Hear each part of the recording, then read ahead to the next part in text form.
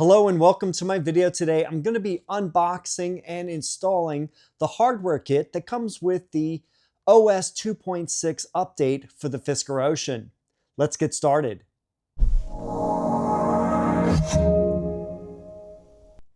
And here we have the package. I'm going to open it up. And we have two different things in here. We have a bag with USB cable, and we also have the CarPlay Android Auto device itself. So let's look at the cable first. And it's fairly long. On one end, we have a USB-A male connector, and then two cables coming out of it.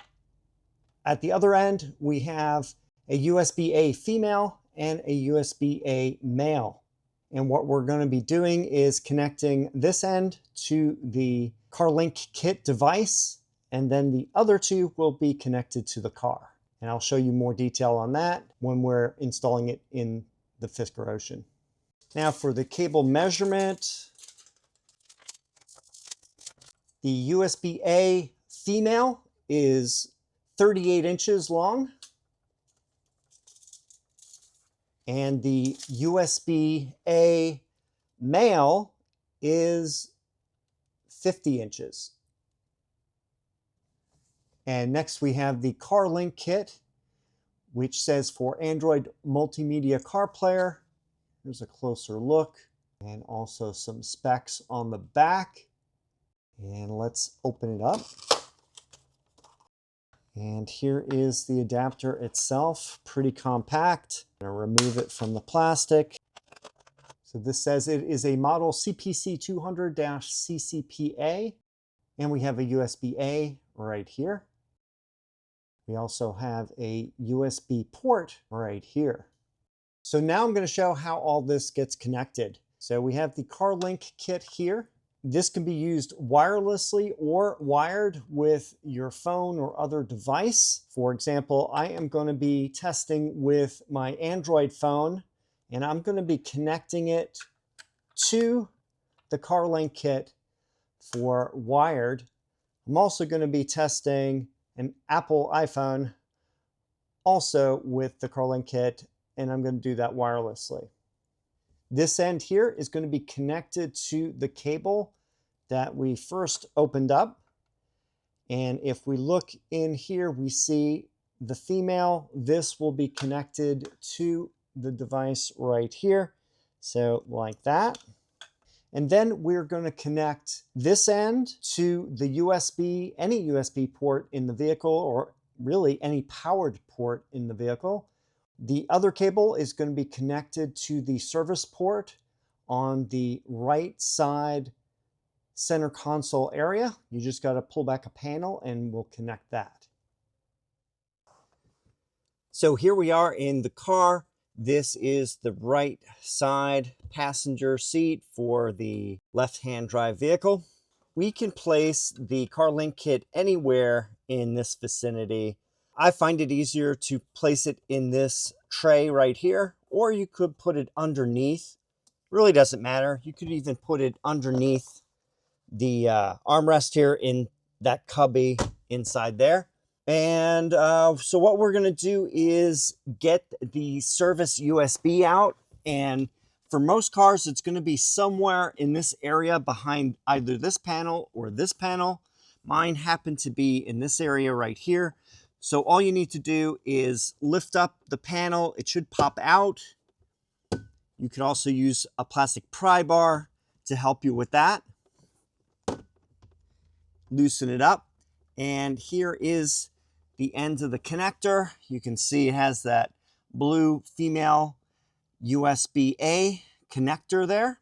And it's a fairly long cable, so you can take it out at least a foot or so.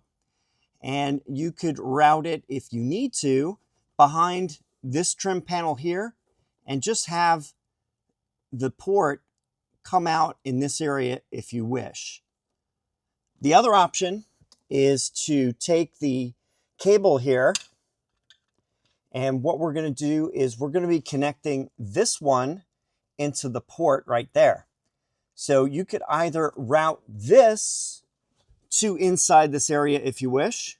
And it's just up to you. For a clean installation, it's best to hide it behind all the trim panels so that you don't see the wires. Obviously, I have a lot of stuff under here. I have some LED lighting kits and other things, I think power for my Android phone. So I'm going to tap into that power, which is right here. So this USB connector goes to the rear of the car. I have a 12-volt power outlet with an extension that goes under the passenger seat. And then I have a splitter on that that goes to several items, such as my LED lights that I use up above, and in this area here, the ambient lighting. And I also use it for the dash cam. And since this doesn't use very much power, I can easily tap into that. So if you need to, you can run a USB cable from the back of the car. The rear seat has two USB-Cs.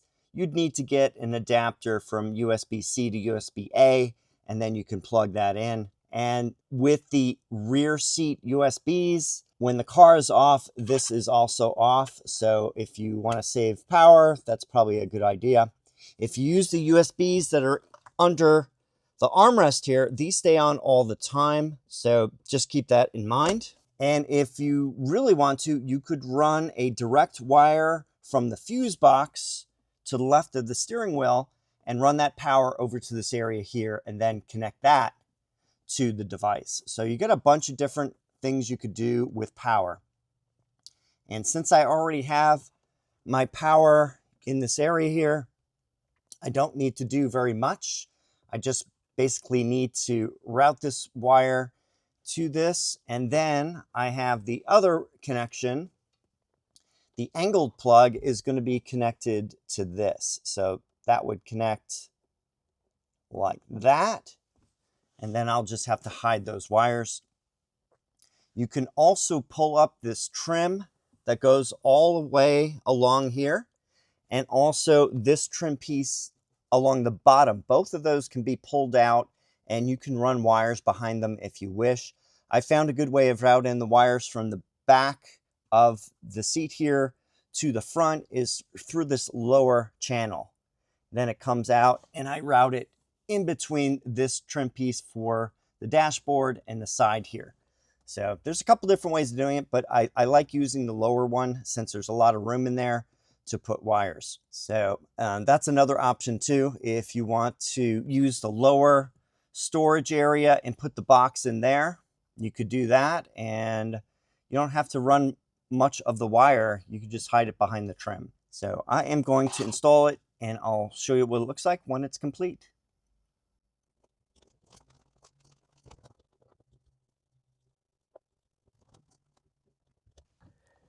Connect the USB cable right here, and then I'm going to tuck this behind. There we go. And then just tuck wires behind the trim. I really didn't even need to remove this section right here. So easy enough just to tuck it between the crease of the dashboard and this panel right here.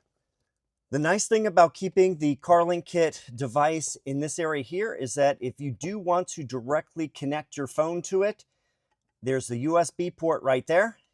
And for example, I have my Android phone that I just keep in the car for using as a music server. So I can just connect this directly to the box if I wish. So I can just take the box, put the USB in there, and then I have it connected. So I just stuff everything in there. You can clean this up as nice as you want. Mine tends to be a little messy in this area here since I'm always doing projects and putting things in and taking things out. So this is always a work in progress zone in my car. Got to adjust the ambient lighting fixture here. All right.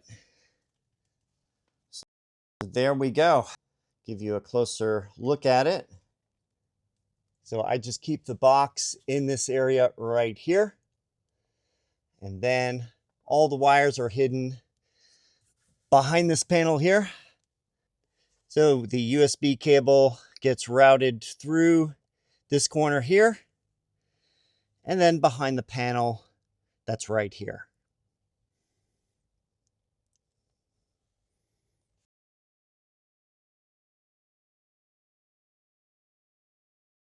And as you've seen, pretty easy installation of the CarLink kit, Apple CarPlay, Android Auto adapter for the OS 2.6 update on the Fisker Ocean. And you can place it anywhere you want. It's plenty of cable length. I find it best to put it in that area just under the screen. I can connect to other things if I need to, and I can disconnect it if I need to very easily. And also the panel that's right next to it where I have the USB cable that attaches to the service connector. Pretty easy to get to that too. And it's up to you how you want to hide the cables. You can make it as invisible as you want. Just spend time removing the trim panels and hiding the wires. And finally, for powering, you can use the USB ports that are around the car. You could use the 12-volt power adapter with the outlet in the trunk, or you could do a hard wiring adapter in the fuse box by the steering wheel. It's all up to you how you want to do it. In the following videos, I am going to be covering the OS 2.6 update, the installation, and I'm going to be spending at least a week on it and then giving a review on that.